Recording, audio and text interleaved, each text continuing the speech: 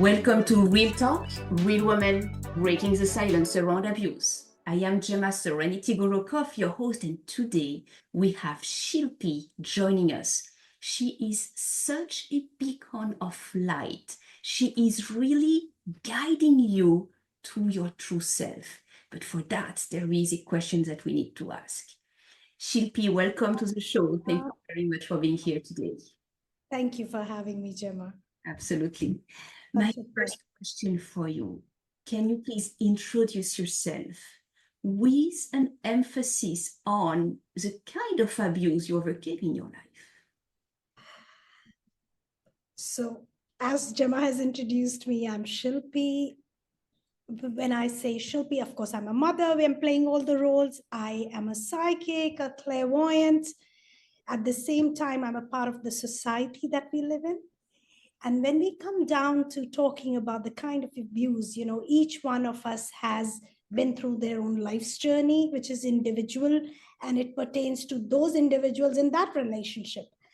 But I want to really talk about the conditioning from the society and the abuse, the emotional abuse, which probably most of us don't even realize is emotional abuse, which comes from the society. It's so ingrained in us and really impacts a person's self-image, self-love to an extent that we don't even realize. And the reason I want to really talk about this is because that's something in our hands, right? Individual is between those people in that relationship, but this is next time you speak to somebody, we will be mindful of what's going on in our life, what is going on in the other person's life. Is this really appropriate to talk?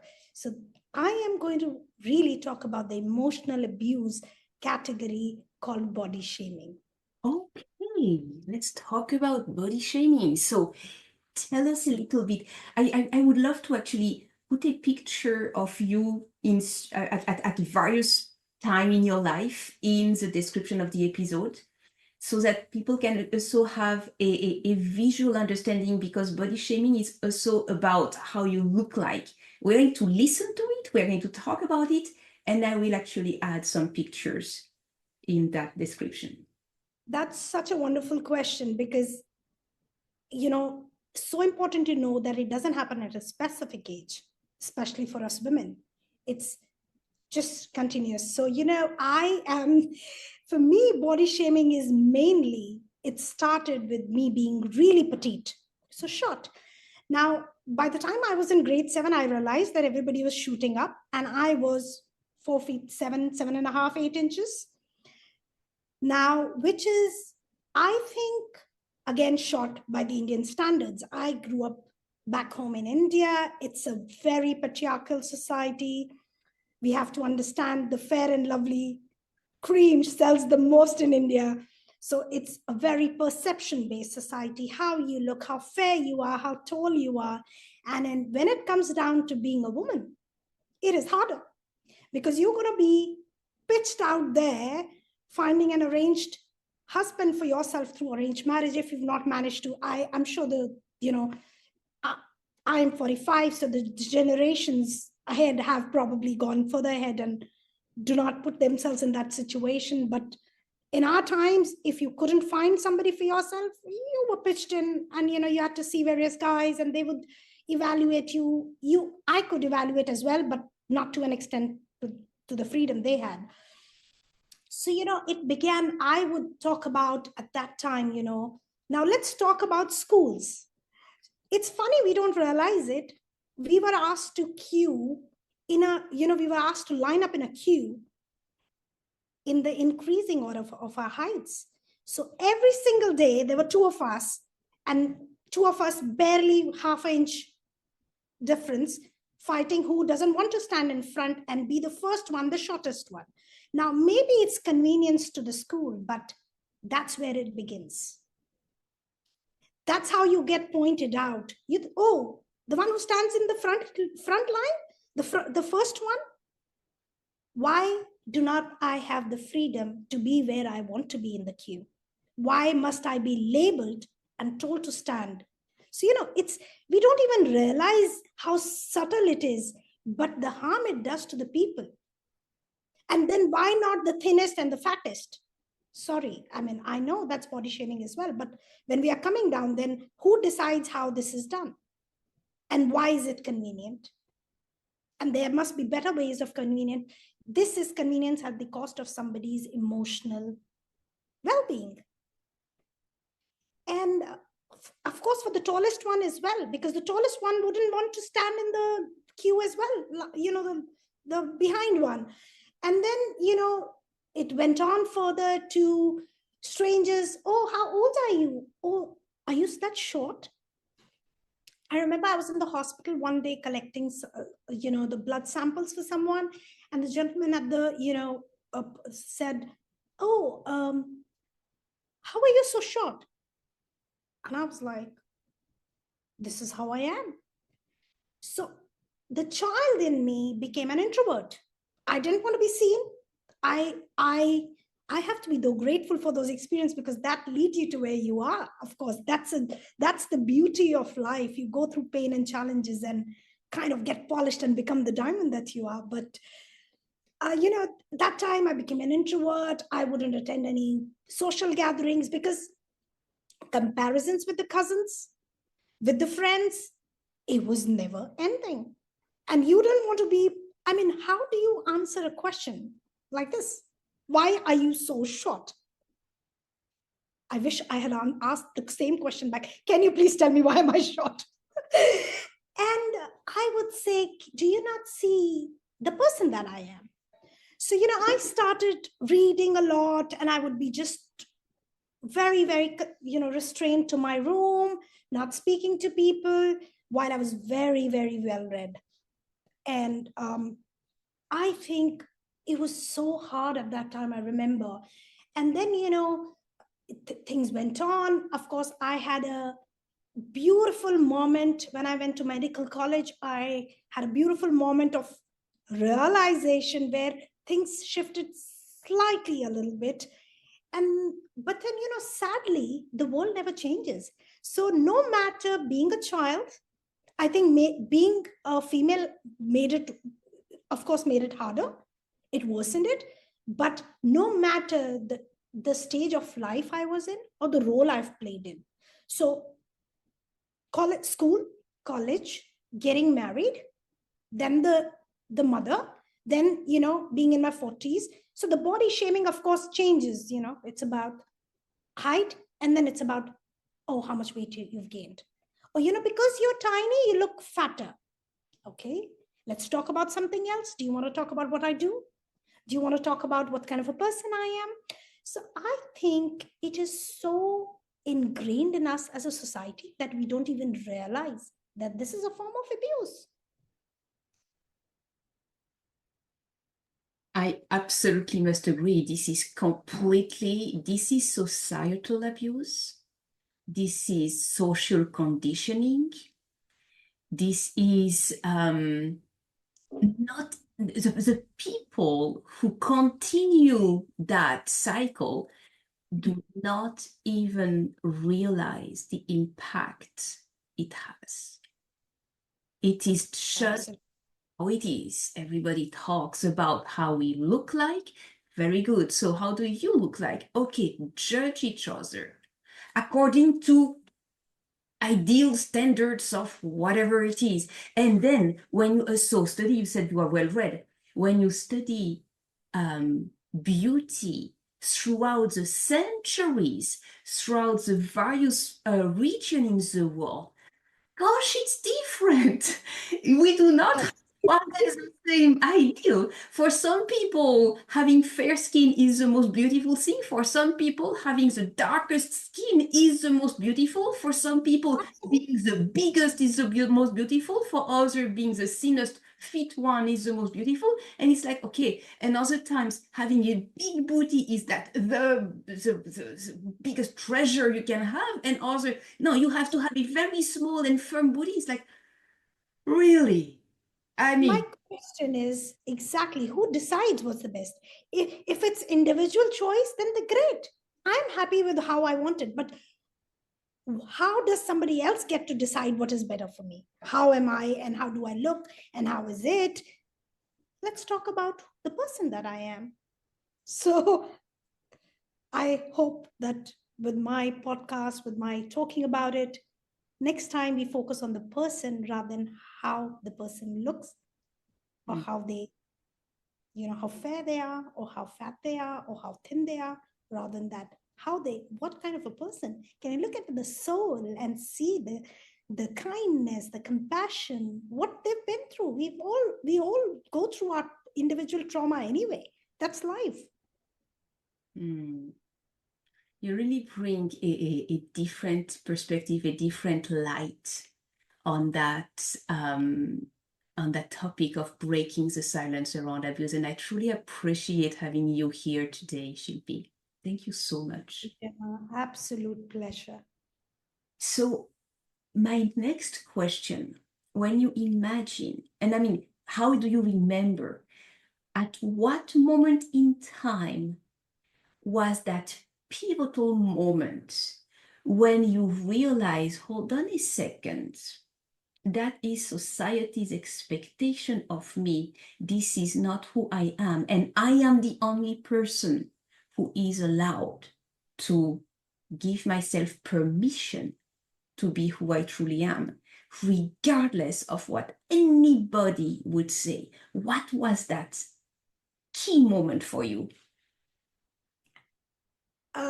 It began at that key moment, but it's been a long journey to where I am today. But that moment, I remember, I think I was about 21 years old, really an introvert. And I remember, of course, parents try to help you. They try their best, and they also try and do things for you that can help you at that time because they can see the society's standards. So I had this aunt of mine, and I remember I still, certain moments are so etched in your memory.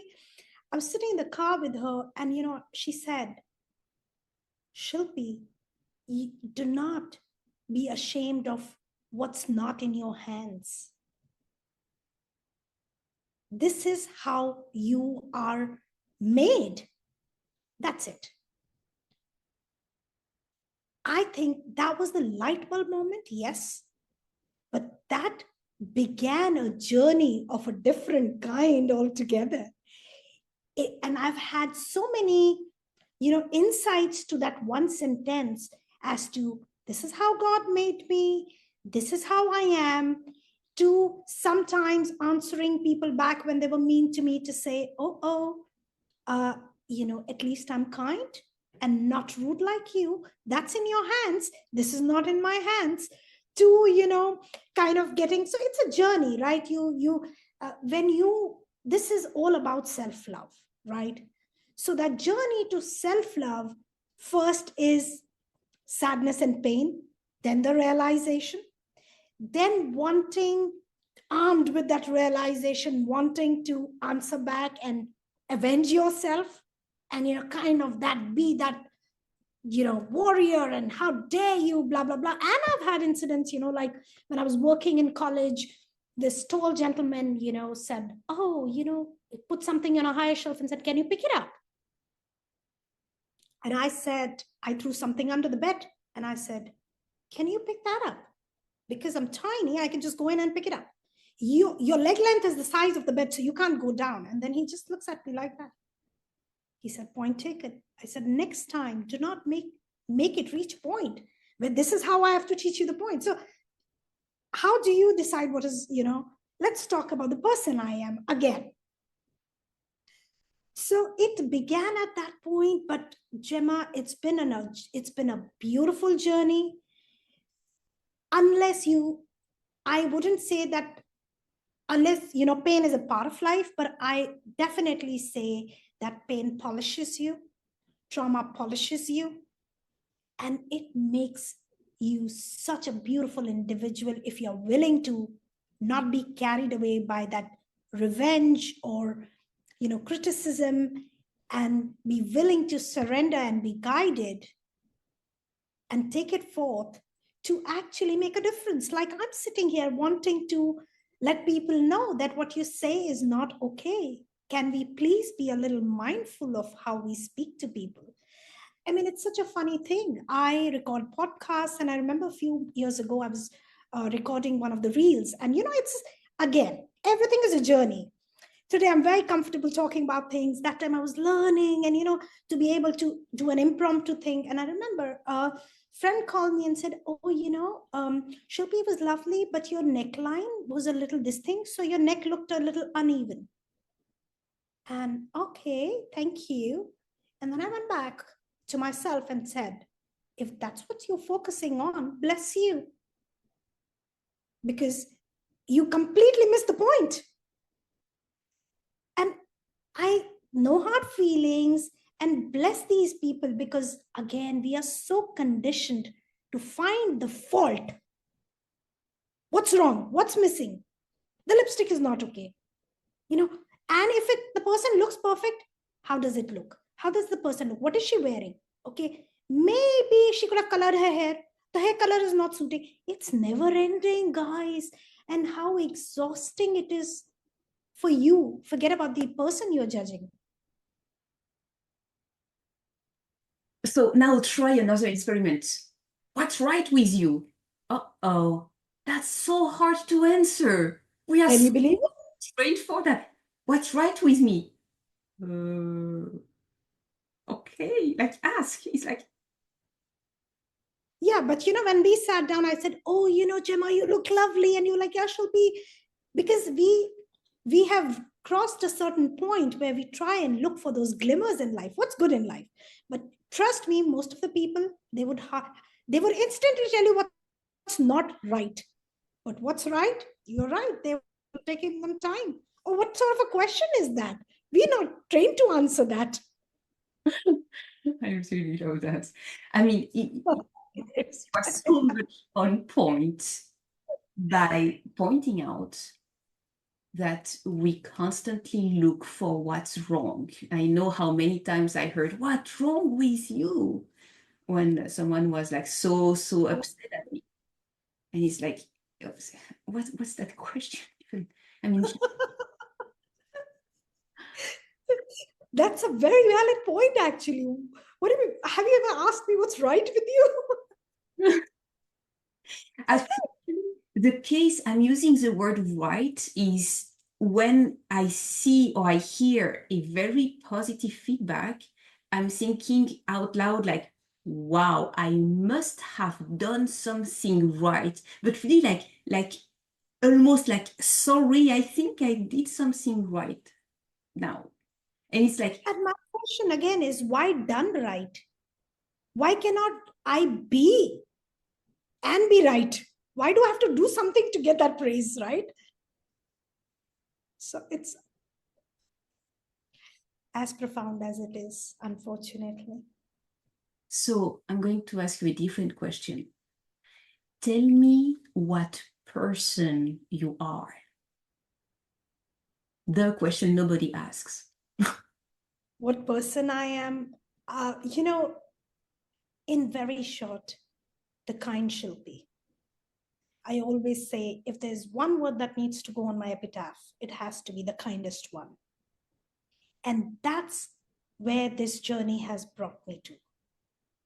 Now, kindness to others is one thing, but kindness to yourself, because unless you fall in love with yourself and are kind to yourself, you cannot be kind to others. That's because you'll empty that bucket. You need to have an unlimited source that overflows, and it is so overflowing that everybody receives compassion and kindness and acceptance and no judgment from it. And again, it's a journey. I began with a lack by saying, okay, people are not kind to me, so I'm going to smile and I'm going to make sure they notice something about me. And, well-read, educated, but the journey didn't stop when I got, and women, as women, we play so many roles, right? It's a constant roller coaster. First, you obviously have puberty where there's havoc of hormones. Then you go ahead, you get married, you have children, then you go through menopause. Oh my God. And on top of it, oh, you gained, how much weight did you gain in pregnancy? Wow, you lost it so fast.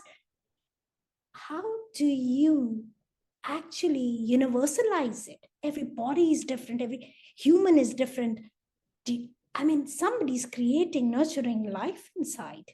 So it's just not that. And I've personally faced it. Forget about from the strangers. I've faced it from, close relatives. Oh, please don't eat because you've gained so much weight. Did you even realize I just went through a miscarriage? Just because I did speak about it doesn't mean you have the right to be, And then, later on, the gentleman comes and apologizes. I didn't know you went through a miscarriage. It doesn't matter what I went through. You have no right to comment on my body. So it is so, honestly, when I was growing up, I was called the rebel because in India, women really don't answer back. And I was actually the black sheep. And I'm so glad I was the black sheep because I would never conform to body shaming in the society, no matter what it is, tall, short, thin. And I realized that over years that nothing is enough. So then what is enough for me is what I think about myself. And that's where the journey began. First, I was kind to people because I wanted to feel, thinking that if I give it to them, they will give it to me. It never happened. So then it was a beautiful journey where I said, chuck the world. I'm going to do what I like. Doesn't matter what you think. I love myself the way I am. And once that started happening, Gemma, I, of course, while this was happening, I was developing my psychic and clairvoyant gifts were really, I always had it, I think as a child, but they kind of pushed under because nobody spoke about them back home. These were developing because I do know that once you've gone through that pain and processed it and, walked the path of self-love rather than hate and anger, the universe completely conspires with you, for you, to be with you for whatever you want. And for me, all I want to do is being happy about who I am. And this is how it is. Some people are made short, some people are made tall. This is not in my hands. What can I do about it? I mean, things like being fat or thin is also hard, but possible. You go get a surgery and get it done. I wish there was a surgery that could make me taller. And then tell me, how tall would I be that you would stop commenting? There's no answer to that. So I said, this is a never fulfilling will. The society. I decided to go inwards. And that's where everything completely changed for me, to an extent that as I learned self-love, it started overflowing. It started impacting people. It's a domino effect. You're angry, you go to work, it spreads. You are happy, somebody's angry, you do not react, it calms the person down. So I saw the life became beautiful. I had people come back to me, thank me for my kindness, hug me, send me notes. And I said, wow, this is my tribe, because to them, it doesn't matter how I look. It matters who I am. What am I here to contribute? By contributing kindness to the world alongside your psychic abilities that you developed over time, you become a brilliant, shining light, attracting so many good people to you, because now they feel at peace to actually come to you, knowing that, first of all, they are not going to be shamed for whoever they are. That's the first thing, because you suffered enough to know how much you don't judge people according to their appearance. You don't.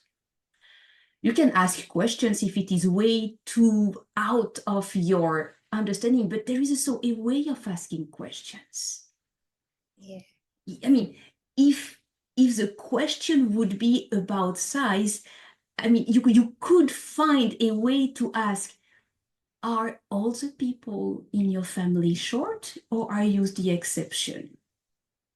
Ah, okay, you can answer to that. It's not shaming. It's like, okay, is everybody that way in your house or not really? No, okay, so you are the only one. Okay, that's wonderful. Or any other way. I remember one of my guest speakers, and she was the first one I met that way. She started by saying, I am autistic. And I was there, wow. My perception and my imagination of autistic was that it's, first of all, it impacts how you look like, how you behave.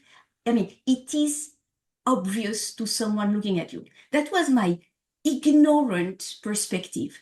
But instead of just throwing in there, like, what are you autistic about? It's like I said, well, I stated, okay, forgive my ignorance. I truly do not know what autistic means. And to me, you look absolutely normal. So I don't know what you mean by autistic. And her first answer was, wow, you would have just thrown out like, hey, you look normal. What is that autistic about? That would have actually thrown me into a crisis, a tantrum, a very, very strong negative reaction. But you are clearly coming from a place of, please educate me. Exactly. And not judgment. No, I just wanted to know, like, you say you're autistic. Okay, very good. What does that basically? And then I discovered through her answer that it is a huge spectrum. You can be at any different place on that spectrum. It can be visible, it can be not visible. You can be able to work, you can be not able to work. You can be able to behave, you can be not able to behave in society, in groups. It is in the perception system that it is the sensory system is working differently. And that is basically what she explained to me. And then she also shared a very interesting point. She has a daughter. Herself, she has a hard time being touched. Her daughter needs to be touched. Both are autistic in different ways. Wow. And it was so hard for both of them to actually raise that child, I mean, grow together. Come to a common point as a mother, the nurturer, and the In child who needs her, as a the... mother, it was extremely hard to actually nurture her because she was like, get it off of me, because it's like, because of her processing sensory input. Yeah, How can you know that if you do not ask? absolutely. That's a very, very valid point, Gemma. I like how you've put it across so that, maybe people will be mindful of knowing how to ask than just being. So it's coming from a place of wanting to understand you better than labeling you or judging you. Yeah, exactly. Exactly. Beautiful. I Wow. like that perspective. So tell us a little bit more about your psychic business.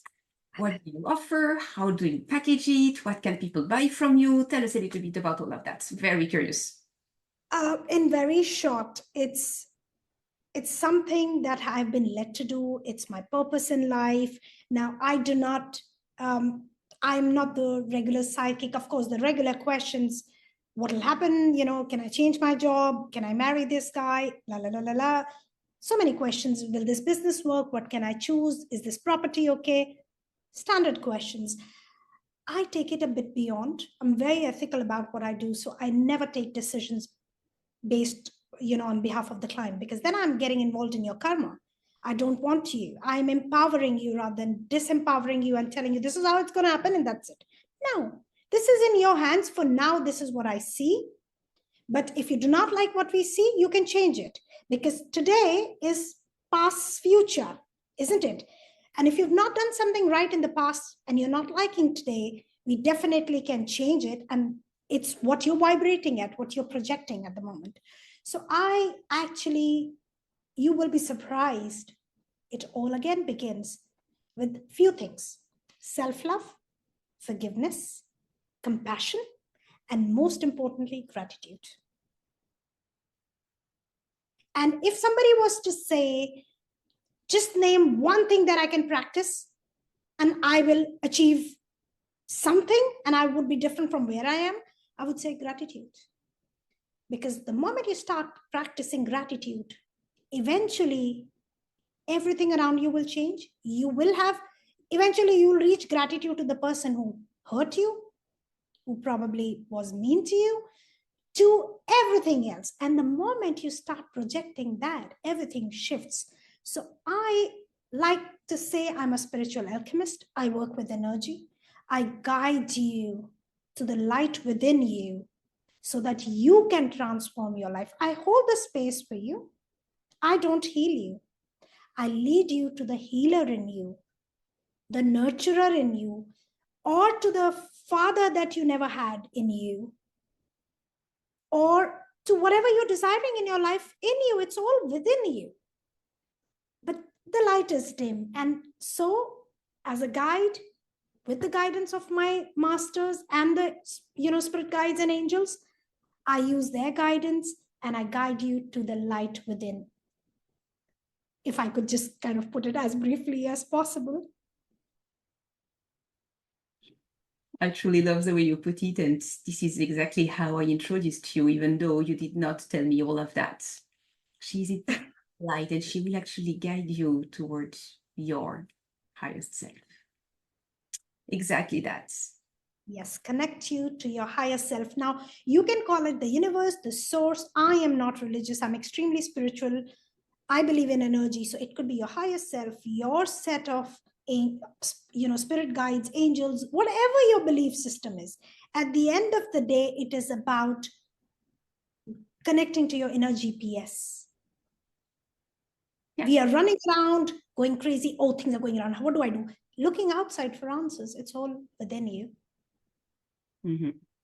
And the darkness that you were experiencing, the sadness, it's outside. Go within. It's exactly how you want it. Wow.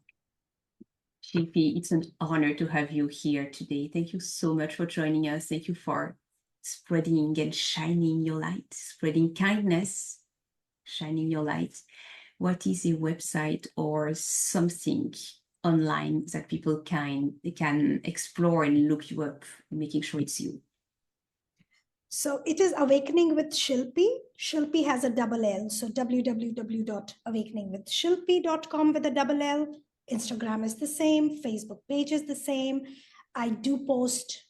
Really, I encourage everybody to follow it, because even if you can't reach me out, if you're listening to this, that's a sign for you. Follow my page, because I do post a lot of guidance there. I do whatever, messages I get from the masters in the morning. When I meditate, I put it out there. The questions that are sent to me, I put it out there. So not necessarily that you need a session with me, but just to keep you on track. Sometimes you just need a message to remind you not to lose it and just go within. So yes, that is how I work. Thank you so, so much. I truly, truly appreciate you. Thank you, Shilpi. Thank you, Gemma. I absolutely so appreciate you as well. Thank you so much. And I love that smile. That's a soulful one. So thank you for having me. Thank you so much.